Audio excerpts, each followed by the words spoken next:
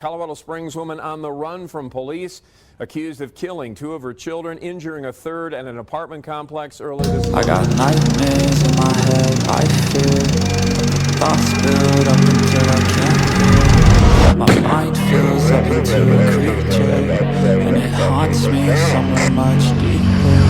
I got nightmares in my head, I fear the thoughts build up until. Hello and welcome to True Crime Rocket Science, the most authentic voice in true crime. 35-year-old Kimberlee Singler has been missing since 2 days before Christmas, so for the past week. It's been a week of high drama in Colorado Springs, with Singler summoning the cops for a burglary, something that appeared to be a burglary, on December 19th, only for them to discover two of her children murdered and Kimberlee and her eldest daughter slightly injured. They were rushed to hospital 4 days later when the cops realized many of her claims appeared to be unfounded, and they had probable cause to arrest her on 2 counts of first-degree murder. That's of her own 2 children. Kimberlee was gone, and she's still gone. Clearly, this Christmas has been a nightmare, a holocaust for this family, and it's not over yet. Before we get to the rest of this episode, if you haven't subscribed to the channel, please do. I will be following this up with an analysis of the Ramsey case, looking at some apologia in the documentary JonBenét's America, so look out for that. If you're enjoying this analysis, please like, share, leave a comment. You can also hit the thanks button, and let's get started. You can see Christmas, or what do you think? Do you think Christmas is relevant to this particular crime taking place? Contextually relevant? Well, according to Denver 7, quote, new documents, court documents reveal there was a rocky custody battle involving a Colorado Springs mother who is accused of killing 2 of her children before she disappeared. And if you go through the narrative, I'm not going to go through it in too much detail, but it goes back all the way, more than 4 years back in time, all the way back to May 2019. Where this whole battle begins, and it's all about custody. It's about custody of the kids. It's about Singler requesting the court to put time restrictions in terms of the custody of their 3 children, in terms of her husband, her ex-husband. Singler filed the petition for divorce from her ex in 2018. So this rocky, acrimonious divorce has kind of been going on for the past 5 years. And the custody aspect hasn't been settled.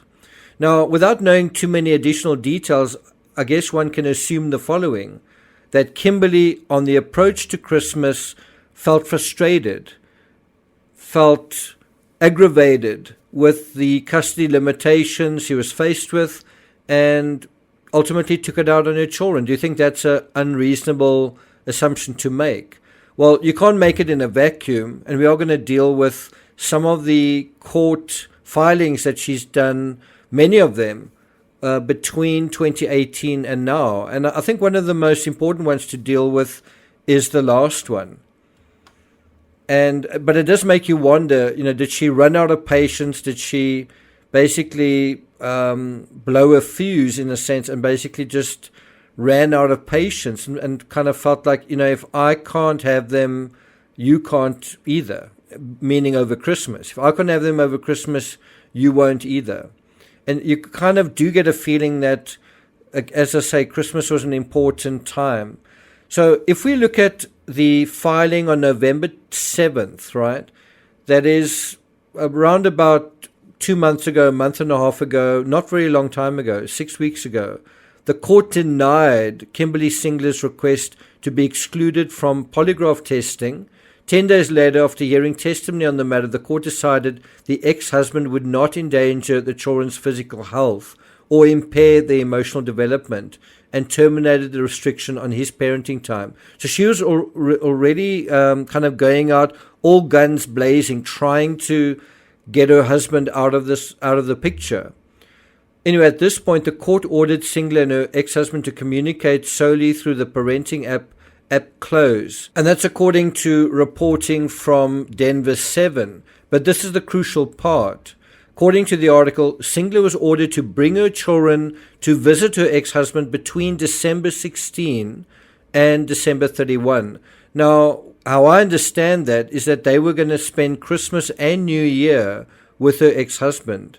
And you can kind of get the feeling that was the straw that broke the camel's back. Did you kind of get that feeling? I mean, December 16 to December 31 is essentially 2 weeks, and 2 weeks where kids would be with her ex-husband over Christmas, over arguably the most important time of the year, especially, being with your kids.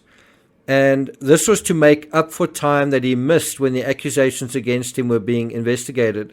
So you kind of get this sense that this is like adding insult to injury. She didn't want her husband to be with the kids, and now he ends up being allowed to be with the kids as ordered by the court during this crucial time period. Singler was scheduled to meet her ex-husband with the kids at the Colorado Springs Police Department Stetson Hills substation at 9 a.m. on December 16. Well, 3 days later, everything happened.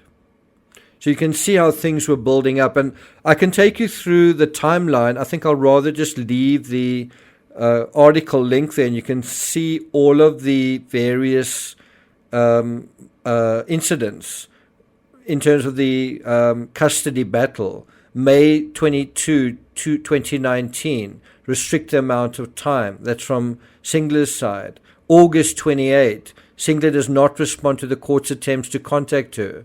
In 2020, the case is transferred to another judge. January 5th, 2021, Singler files a motion to move the children to Florida. She wants immediate sole custody. October 20th, 2022, her ex-husband files an emergency motion to prevent the kids from being taken away.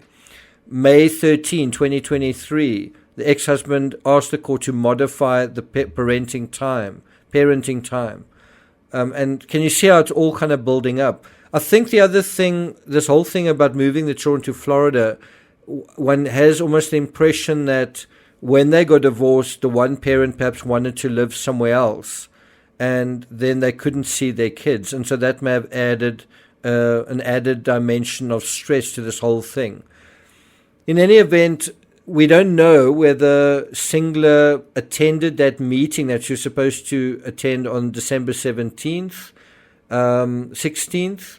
According to Denver 7, it is unclear if Singler showed up for that meeting, but court documents said her husband made an emergency motion for police to enforce the custody agreement the next day, December 17th.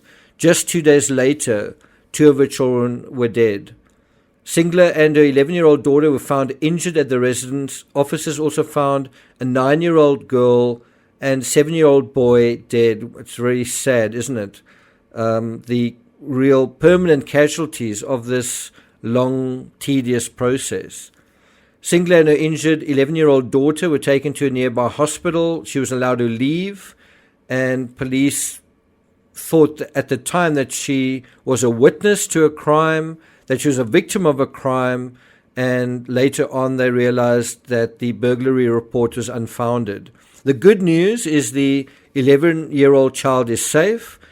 This case, I must say, is elements of the Caitlin Armstrong case in that the cops had a face-to-face meeting. They had a chance to, to capture and arrest Kimberlee, with people lying at the scene, not alive, little children, and then they chose to let her go, and now they can't find her. And you sort of wonder, how did the police not know about this custody battle?